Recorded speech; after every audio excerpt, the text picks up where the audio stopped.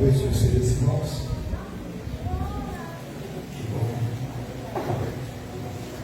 Nós agradecemos a Deus por esse culto tão maravilhoso, por esta comemoração, da Páscoa, voltada para o sacrifício de Jesus, a sua ressurreição. Isso traz para nós convicções, alegria da nossa salvação. Nós agradecemos pela presença de cada irmão, cada visitante do nosso meio. E neste momento nós queremos passar a palavra para o pastor Marcos Magalhães, pastor, já é conhecido nós, pastor da igreja Segunda Real do Cabo, igreja filha. Nós organizamos a igreja e a igreja do Arraial do Cabo, a segunda, já organizamos mais duas igrejas. Nós temos filha e netas. E é um privilégio muito grande estar aqui nesta hora. Convidei o pastor para estar pregando aqui. Ele está de férias, eu falei, vamos trabalhar um pouquinho. Ele e a irmã Janeci, e nós agradecemos a Deus por isso. Nós temos os nossos irmãos então, já foram apresentados aqui, mas o pastor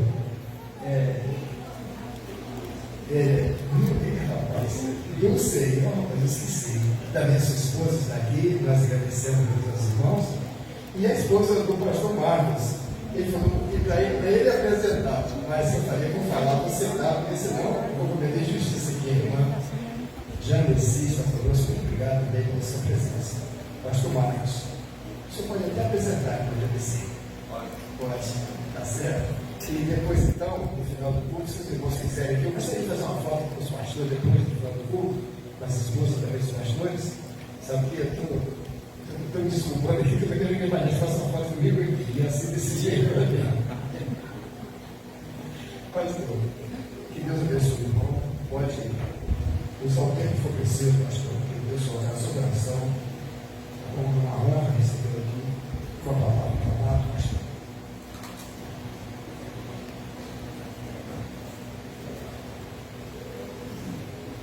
Meus irmãos, boa noite. Como é bom poder voltar aqui a Sorubim. Semana passada nós estivemos aqui no culto, participando, sendo ministrado pelos irmãos, ouvindo a mensagem pelo pastor Pedro. E tem sido uma semana abençoadora estar aqui.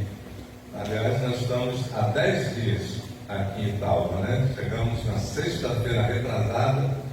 E estaremos deixando a cidade, deixando os irmãos por um período agora, na próxima segunda-feira, que já é amanhã.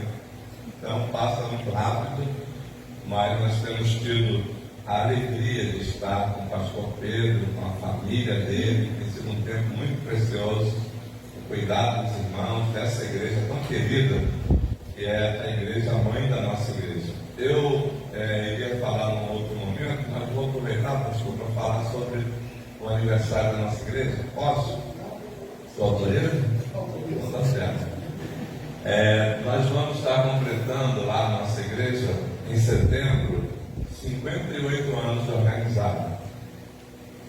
E pela primeira vez, acredito eu,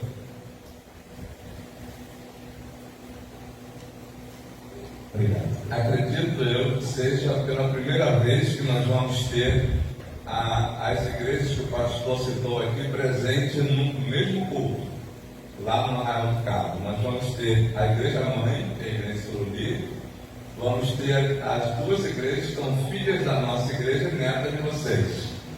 A Igreja Batista Primeira de Guarda Grande, o pastor Marcelo, também a Primeira Batista de Monte Alto, é o pastor Rafael. Nós já convidamos, assim quando convidamos vocês, convidamos também as igrejas filhas. E já está tudo confirmado para a gente se encontrar no dia 13 de setembro deste ano, na segunda Igreja Batista em Arraial do Cabo. Estamos nos preparando para aqueles 2 dias com vocês, né? Vocês vão ficar mais tempo com a gente. As filhas vão participar no culto da noite de sábado. Mas vocês vão chegar sábado pela manhã e vão estar conosco durante o dia. Teremos programação para o dia todo, né? E os irmãos sabem que lá tem também as praias. Não sei se vocês gostam, mas nós vamos ter atividades tanto que envolverão o templo, quanto também atividades externas. Estaremos também indo com os irmãos à praia também, porque eu também gosto muito, né? Eu não sou natural de Arraial do Cabo, mas eu gosto muito de praia também. Então, quando tem visitantes assim, a gente aproveita, né, e vai juntos também. Então vamos lá. Sábado, vocês chegando pela manhã, vamos ter atividade durante o dia, à noite, o culto, e aí com essa igreja presente. Domingo pela manhã, toda a programação estará com vocês, e no culto da noite também. Tá bom? No sábado nós vamos ter o pastor Marcelo, que é da Igreja Batista de Guarda, pregando, e o pastor Rafael, que é de Monte Alto, dirigindo o culto. Vocês vão ter uma participação também, o pastor Pedro também vai ter a palavra no sábado, e vai ter uma participação de vocês no culto. Mas no domingo é tudo por conta de vocês, manhã e noite. Nós vamos ser ministrados pela Igreja Mãe na comemoração dos 58 anos da nossa igreja. Será um tempo muito precioso, irmãos. Estamos lá, vamos completar agora em junho, se Deus permitir, 14 anos de ministério pastoral, e naquela igreja, na mesma igreja. Fui consagrado para ser pastor da segunda igreja batista, e quando estava no último período do seminário, a igreja pediu a minha consagração, e nós estamos lá até hoje pela graça de Deus. É um favor de Deus, irmãos. Não merecemos. Uma igreja que já tinha na época 43 anos organizada, com uma liderança, né, toda formada, e eles acreditaram na vocação de um seminarista ainda. Estavam ainda no seminário, no 7º período, quando a igreja nos convidou e pediu a nossa consagração. Então, tudo isso é pela graça de Deus, é pela misericórdia de Deus, como disse Paulo, né? Nós somos gratos, né, pastores, por estar no ministério, porque isso é graça de Deus, a favor de Deus. Nós vamos ler o texto sagrado, e eu fiz esse anúncio aqui, todo aqui, porque eu quero ver vocês todos lá, gente, tá? Dia 13. Aí tem uma outra questão também. Além de ser o aniversário da igreja, no dia 13, sem ser programado, não foi programado, 13 de setembro eu vou completar também 58 anos de idade. Porque eu acompanho a igreja. A igreja nasceu 1º de setembro de 1967. Eu nasci 13 de setembro de 1967, no mesmo ano. Quando vocês organizaram a igreja lá, 13 dias depois eu nasci, para depois vir pastoreá-la quando eu estava com 43 anos de idade. Coisa de Deus, sabe, irmãos, como estou falando, tudo misericórdia dele. Está no plano, está no projeto, não tem jeito. Quando o Senhor coloca, é Ele que faz todas as coisas. Vamos ler Mateus capítulo 26. Mateus 26, vamos ler do verso 17 até o verso 30. O pastor que está aqui, né, um dos pastores, é o pastor Dulceli, da família dele, que a gente já se conhece. Acho que deve ser pastor, já conhecia ele já me conhecia, e preguei, né, várias vezes na igreja, que ele era vice-presidente da igreja, não era pastor ainda, e ele ficava me incentivando, sabe, Luciano? Marcos, vai para o seminário, vai estudar no seminário. E aí a gente, né, Deus foi confirmando, e a gente foi para o seminário. E depois eu comecei a fazer o contrário com ele, vai para o seminário, vai para o seminário. E ele foi, e já é pastor há quantos anos? 12 anos, consagrado ao ministério pastoral, e está pastoreando atualmente a primeira igreja batista no bairro Manuel Correia, em Cabo Frio, cidade vizinha nossa ali. Estamos sempre juntos, né? Tem um filho também, que já terminou bacharel em teologia também, né? Temos também o Luciano, que é bacharel também em teologia, né? Já concluiu o curso também. Louvado seja Deus. Eu vou ler naquela versão de lá para acompanhar os irmãos naquela hora. E no primeiro dia da festa dos pães asmos, chegaram os discípulos juntos de Jesus, dizendo: onde quereis que preparemos a comida da Páscoa? E ele disse: ide à cidade, a um certo homem, e dizei: o mestre diz, o meu tempo está próximo, em tua casa celebrarei a Páscoa com os meus discípulos. E os discípulos fizeram como Jesus lhes ordenara, e prepararam a Páscoa. E chegada a tarde, assentou-se à mesa com os 12. E enquanto eles comiam, disse: em verdade vos digo que um de vós me há de trair. E eles, entristecendo-se muito, começaram um por um a dizer-lhe: porventura sou eu, Senhor? E ele, respondendo, disse: o que mete comigo a mão no prato, esse me há de trair. Em verdade, o Filho do Homem vai, como acerca dele está escrito, mas ai daquele homem por quem o Filho do Homem é traído. Bom seria para esse homem se não houvera nascido. E respondendo Judas, o que o traía, disse: porventura sou eu, Rabi? E ele disse: tu o disseste. Enquanto comiam, Jesus tomou o pão e, abençoando-o, partiu e o deu aos discípulos e disse: tomai e comei, isto é o meu corpo. E tomando o cálice e dando graças, deu-lhe, dizendo: bebei dele todos, porque isto é o meu sangue, o sangue do Novo Testamento, que é derramado por muitos para a remissão dos pecados. E digo-vos que, desde agora, não beberei deste fruto da vide, até aquele dia em que o beba de novo convosco no reino de meu Pai. E tendo cantado um hino, saíram para o Monte das Oliveiras. Amém? Amém. Louvado seja Deus. Pastor Dulceí vai estar orando nesse momento. Pastor, pode vir aqui à frente, meu pastor? Eu não te cumprimentei ainda. Eu quero aproveitar esse momento também para te cumprimentar. E é muito bom saber que você está aqui. Descobriu que eu estava também por aqui. E você disse só para o pessoal aí quem é o seu pai, porque eu quero também conhecer. Ele está aqui, não? Não. Qual o nome dele? Eu. É Deus também, viu? Olha. Pai querido, quero, Deus, agradecer, Pai, agradecer pela vida do pastor Marcos Magalhães, meu Deus, agradecer, meu Pai, pela palavra que foi dita, meu Deus, aqui, e vai ser aplicada nos nossos corações.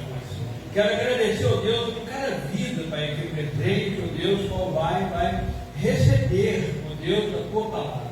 Pai querido, que tu esteja, Pai, preparando, ó Deus, os nossos corações, nossa mente, ó Deus, para receber essa verdade. Pai amado, que essa verdade, ó Deus, possa, Pai querido, entrar, meu Pai, no nosso coração, ó Deus, e mostrar, meu Pai, para nós, ó Deus, a gratidão, o amor, meu Pai, o perdão, ó Deus, do Senhor para conosco. Pai amado, possamos sair daqui, ó Deus, grato, ó Deus, pela grandiosidade, ó Deus, do amor do Senhor. Não tem como medir, não tem como calcular, Pai amado. Queremos, ó Deus, dar graça nessa noite, e que a tua mensagem, ó Deus, possa, meu Pai, trazer, Pai, a nossa memória, Pai querido, trazer a nossa memória, Pai, tudo aquilo, Pai, que tu fez, ó Deus, em prol de cada vida. Se há vida aqui, ó Pai, que ainda não teve um encontro real contigo, que possa sair daqui transformado pelo poder do Senhor. Pai amado, mais uma vez, dou graça a Ti, e continuo usando o Teu servo como instrumento, Pai, do Senhor, para a honra e glória do Senhor, do nome precioso, grandioso, Pai, e poderoso do Senhor Jesus. Amém. Amém.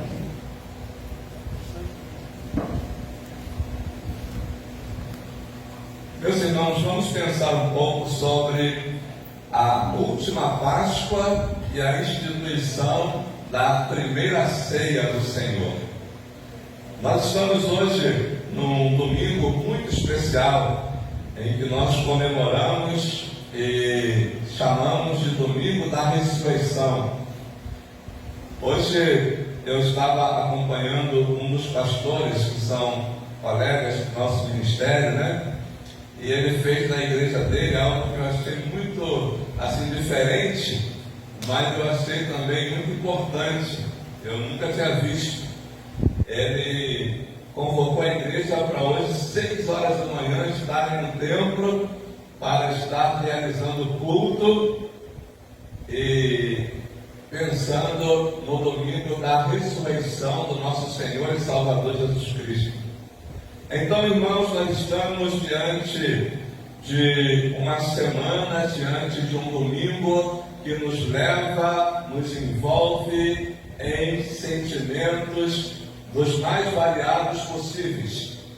Existe sentimento em que, quando nós olhamos para a sexta-feira, chamada Sexta-feira da Paixão, a sexta-feira em que o nosso Cristo foi crucificado, quando nós olhamos para aquele Calvário, para aquele madeiro, para aquele monte, o monte chamado Caveira, onde o nosso Cristo foi crucificado ali por nós, e nós vemos então quanto ele sofreu por causa dos nossos pecados. Nós sentimos também ali aquele momento. Quando você ouve as experiências e já ouviu falar, falou-se muito sobre aquele ator que fez uma encenação representando Jesus Cristo naquele filme, e no momento em que ele se envolve muito naquela cena, como que é difícil, irmãos, olhar para aquele quadro em que o nosso Cristo está passando para nos dar a nossa salvação. Mas aí, depois de 3 dias, nós somos envolvidos então já com um sentimento de alegria, um sentimento de vitória, porque Jesus Cristo venceu a morte. A Bíblia diz que ele foi crucificado por nós, sepultado foi o nosso Senhor, mas ao 3º dia ele ressurgiu dentre os mortos. Então da sepultura ele saiu. Eu fico maravilhado com a palavra que foi dita aqui no culto essa noite bíblica, quando as mulheres estavam procurando Jesus ali naquele túmulo. Ele não está aqui, porque já ressuscitou. Por que vocês procuram entre os mortos aquele que vive? Estamos pensando na Páscoa. E vamos pensar também na ceia. Esse momento aqui, irmãos, ele é um momento único no ministério de Jesus. Ele está reunido com seus discípulos e ele vai então ali realizar a última celebração da Páscoa e vai instituir a celebração da ceia. Por quê, irmãos? Porque a Páscoa é um tipo de Cristo. Quando você estuda, não é, a palavra de Deus e vai pensar sobre a Páscoa, ela é um tipo de Cristo, ela aponta para Jesus, ela não encerra em si mesma, ela é uma sombra daquilo que seria o real. Então o real estava ali. E ele então traz esse momento da última Páscoa para então mostrar para os seus discípulos e mostrar para todos nós que viemos após esse evento, esse acontecimento, esse encontro, mostrar que ele veio para que se cumprisse nele o que foi dito. Ele é o nosso Cordeiro Pascual.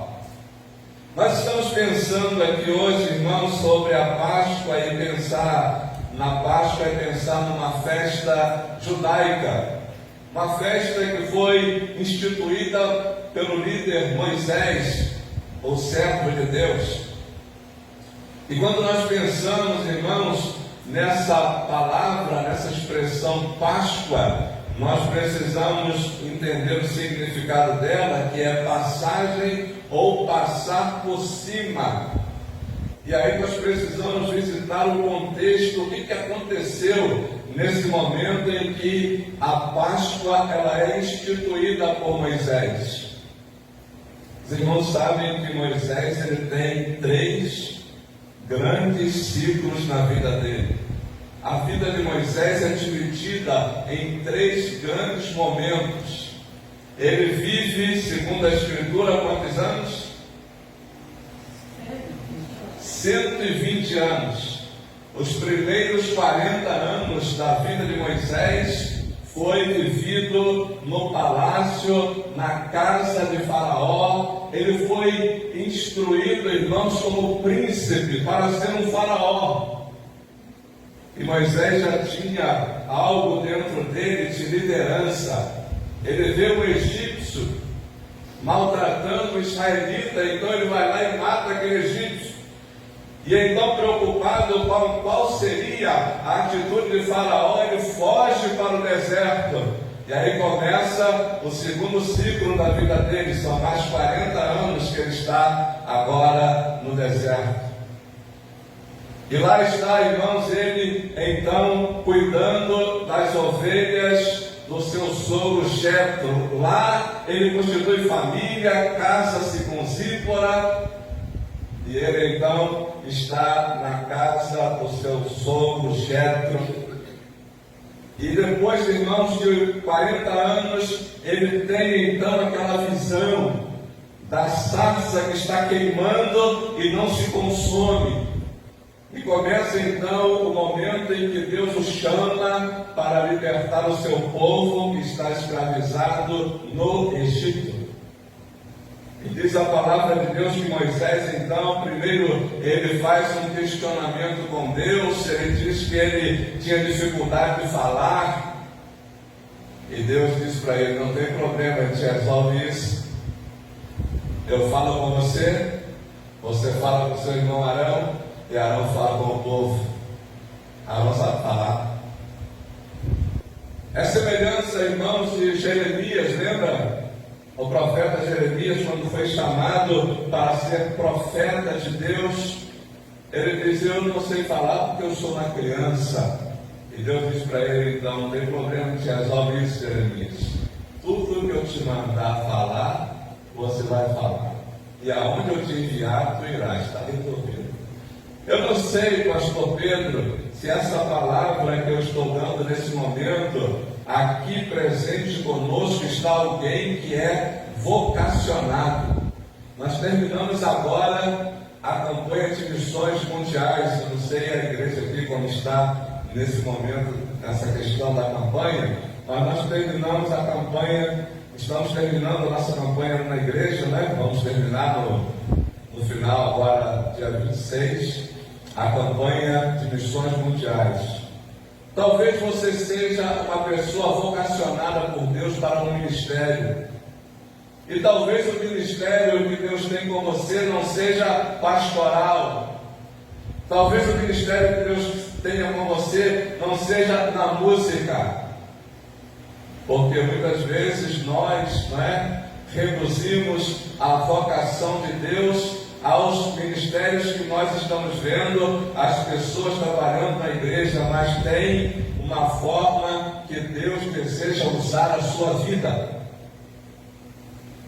E muitas vezes, como Moisés, como Jeremias, nós nos colocamos nessa condição: eu não sei falar, eu tenho dificuldade em falar. Mas talvez Deus tenha um ministério para você que você não vai necessitar tanto da fala. Você sabia disso?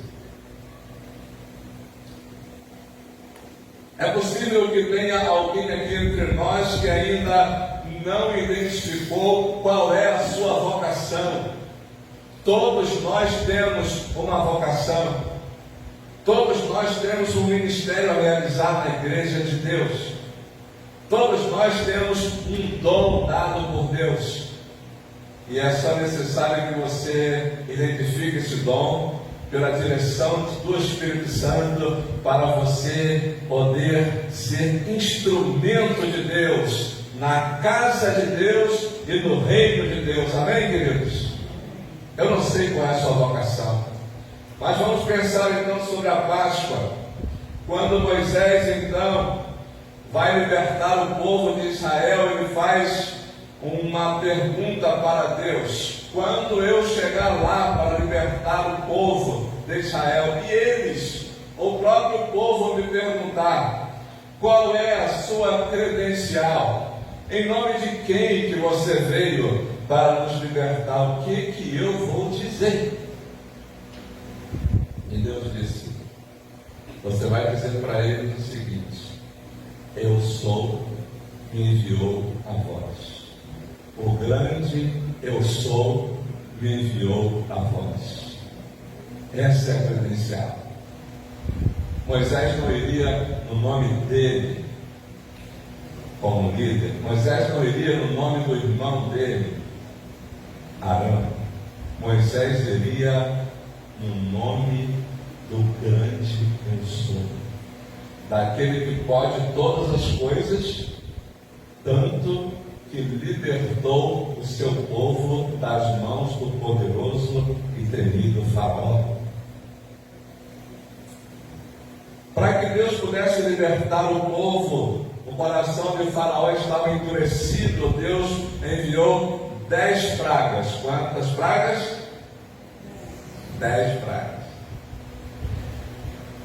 A instituição da Páscoa, ela acontece na 10ª praga, a praga dos primogênitos. E diz a Bíblia, irmãos, que todos os primogênitos deveriam morrer, porque o anjo da morte iria passar. E Deus deu toda a instrução. Observe, o nosso Deus, eu fico encantado com Ele, irmãos, porque Ele é muito organizado. Organizado para criar tudo o que nós podemos contemplar, os céus, a terra e toda a existência desse universo. Ele tem os horários para trabalhar, ele tem os dias para trabalhar e tem também dia de descanso. Os irmãos conhecem essa história, que é a história da criação do mundo. Mas ele é organizado quando ele dá os detalhes para os seus servos, sabe? Eu não sei se você já fez alguma coisa na igreja, já serviu a Deus em algum momento que você entendeu assim: gente, parece que as pedras não eram quebra-cabeça, não. Era só eu pegar e montar, porque já estava tudo ali. Não tinha dificuldade nenhuma. Porque Deus, Ele dá os detalhes para a gente. Ele explicou para Moisés como que ele faria ao matar o cordeiro. Ele iria então pegar o sangue daquele cordeiro, irmãos, e colocar nos umbrais das portas. Somente na casa dos israelitas. E quando o anjo da morte viesse então,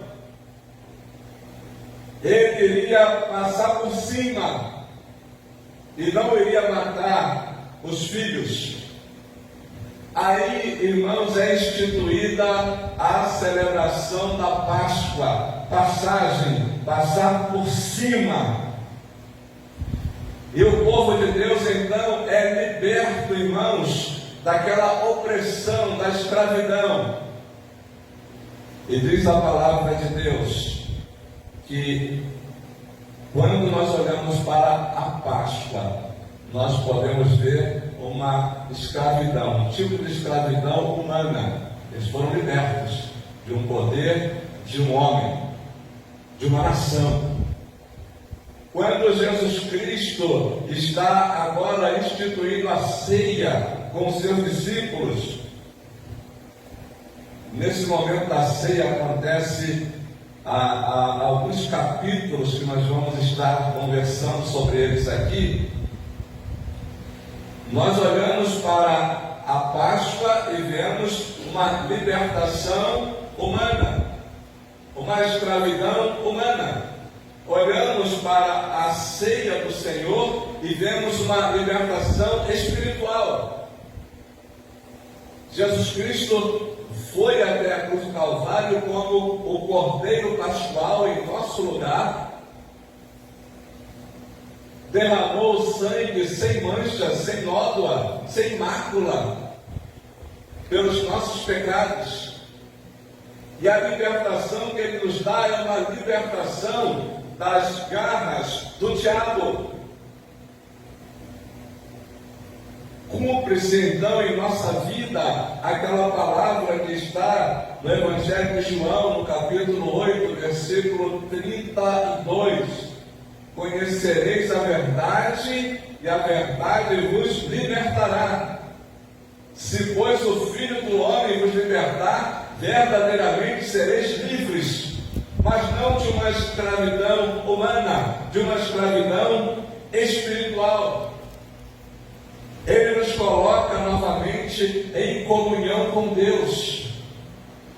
Então, quando você olha para a Páscoa, ela tem a sua importância. Não estou aqui desmerecendo, é muito importante, mas é só um símbolo.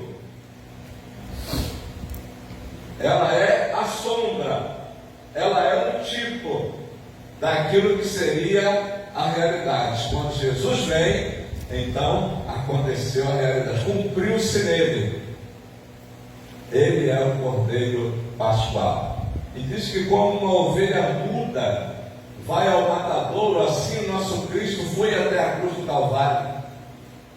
Eu preguei lá na igreja outro dia sobre a crucificação de Jesus e algumas mensagens, mas teve uma delas que eu falei que o que levou Jesus à cruz não foi, irmãos, as autoridades religiosas, as autoridades da época. Não foi a traição de Judas. O que levou Jesus até a cruz do Calvário foi amor. Foi uma entrega. Ele tinha a opção, pastor, de dizer não. Lembram-se do Getsemane? Aquele momento, então, que o seu suor se transforma em gotas de sangue. Tamanha era a agonia. Só de imaginar que Ele enfrentaria aquele madeiro por nós, que os nossos pecados cairiam todos sobre Ele. Só de saber que isso iria acontecer, Ele faz uma oração. Pai, se for possível, passa de mim esse cálice, sem que eu beba. É como se Ele dissesse assim, não deixe que eu viva essa realidade que me aguarda ali no Calvário. Mas nesse mesmo texto ele diz assim, todavia não seja como eu quero, mas como tu queres. Ele se entregou por amor por nós. O texto que nós lemos, irmãos, fala sobre a orientação que Jesus dá aos seus discípulos. Nós vamos celebrar a Páscoa, eles vão na casa de um homem. Olha a obediência dos discípulos, fizeram tudo o que Jesus mandou. Foram lá e falaram com o homem também não questionou, abriu a casa para receber Jesus com seus discípulos. E diz a Bíblia, irmãos, que quando eles estão ali, assentados, eu gosto muito dessa expressão, quando eles estão à mesa, Jesus está à mesa com os 12 discípulos. Estar à mesa é estar em comunhão. Eu, quando sento na mesa com a minha esposa, eu estou vivendo um momento de comunhão. Essa semana nós sentamos 2 vezes, como o pastor e a irmã Ivonete, a família, estivemos à mesa. Você não leva qualquer pessoa para sentar na mesa com você. Mesa é lugar de comunhão. Mesa é lugar de compartilhamento. Jesus está ali com seus discípulos, vivendo aquela comunhão, compartilhando com eles a última Páscoa, instituindo a ceia, trazendo ensinamentos para ele, mas no mesmo momento, um outro capítulo ali é um local de revelação na mesa, né? Quantas coisas a gente conversa na mesa, quando a gente está numa mesa com as pessoas. Ali houve um momento de revelação, quando Jesus disse: um de vocês vai me trair. Palavra difícil de se ouvir, na verdade, porque quando você está numa mesa com alguém compartilhando, você nunca espera receber uma palavra dessa de surpresa, como se fosse uma surpresa. Um de vocês vai me trair.